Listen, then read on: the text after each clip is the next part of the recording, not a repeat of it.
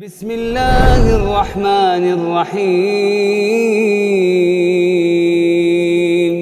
الحمدللہ رب العالمین والعاقبۃ للمتقین والصلاة والسلام علی سید الانبیاء والمرسلین وعلی آلہ واصحابہ ومن تبعہم بإحسان الی یوم الدین، اما بعد۔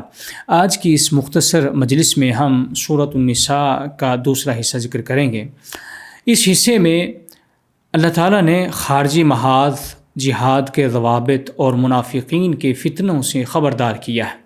خارجی محاذ اور جہاد کے قواعد ذکر کیے ہیں۔ امت کی وحدت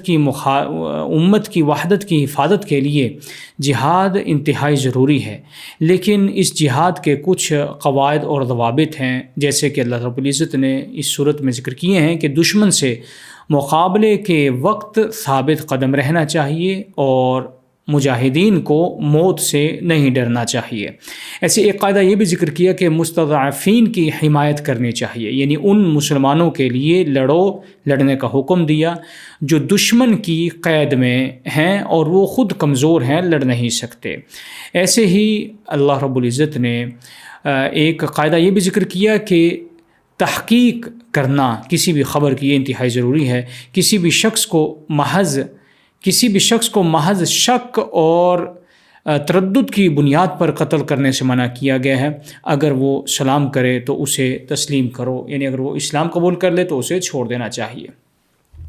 ایسے ہی اس صورت کا مزید مطالعہ کرنے سے پتہ چلتا ہے کہ اس صورت میں اللہ رب العزت نے منافقین اور اہل کتاب کے مکر و فریب سے ہوشیار رہنے کا حکم بھی دیا ہے۔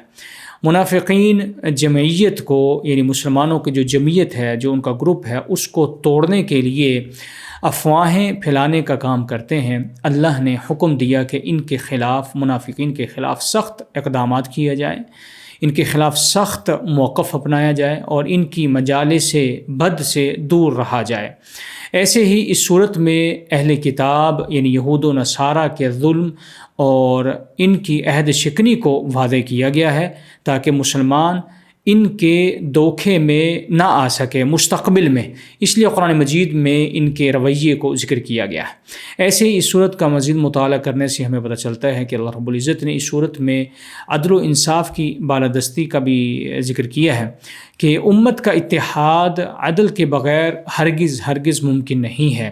اللہ نے حکم دیا کہ عدل کرو، چاہے وہ تمہارے اپنوں کے خلاف ہو اور اپنے نفس کے بھی، وہ بھلے ہی وہ تمہارے اپنے نفس کے بھی خلاف کیوں نہ ہو۔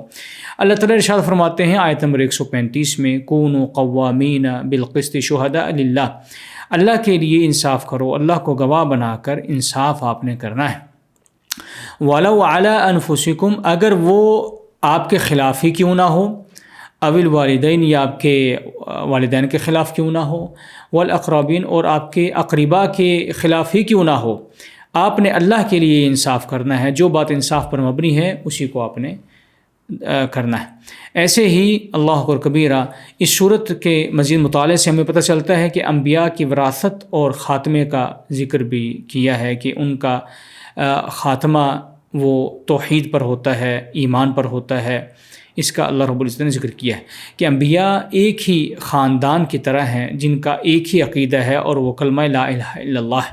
عیسیٰ علیہ السلام کا بھی ذکر کیا کہ وہ اللہ کے بندے ہیں، اس کے بیٹے نہیں ہیں، اور نبی کریم صلی اللہ علیہ وسلم تمام انبیاء کے وارث اور خاتم ہیں، تمام انبیاء کے خاتم ہیں، یعنی خاتم النبیین ہیں۔ آپ صلی اللہ علیہ وسلم سب سے آخری نبی ہیں، آپ کے بعد کوئی اور نبی نہیں آنے والا۔ سورت کا آغاز رحم سے ہوا، یعنی رشتہ داری سے ہوا، اور اس سورت کا اختتام کلالہ سے ہوا، یعنی بہن بھائیوں کی وراثت پر ہوا۔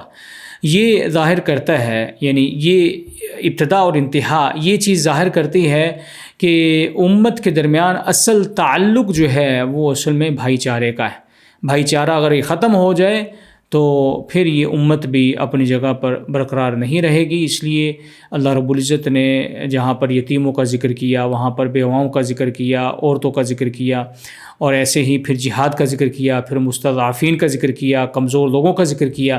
گویا اللہ رب العزت اس صورت کے اندر آپس میں ملانا چاہتے ہیں، چونکہ اس صورت کی ابتدا ہی انہی الفاظوں کے ساتھ ہوئی کہ تم سب آدم علیہ السلام کی اولاد ہو، لہٰذا یہ لڑائی جھگڑوں کو چھوڑو، عقیدہ توحید کے اوپر تم آ کر جمع ہو جاؤ، اور جہاں پر ظلم ہو رہا ہو وہاں پر جا کر اس ظلم کو ختم کرو۔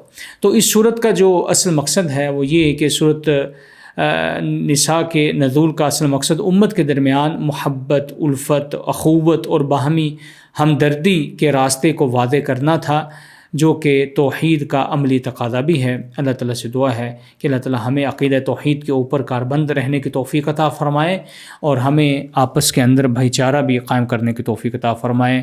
سبحانک اللہم ربنا و بحمدک، اشہد ان لا الہ الا استغفرک و اتوب الیک، وآخر دعوانا ان الحمد للہ رب العالمین۔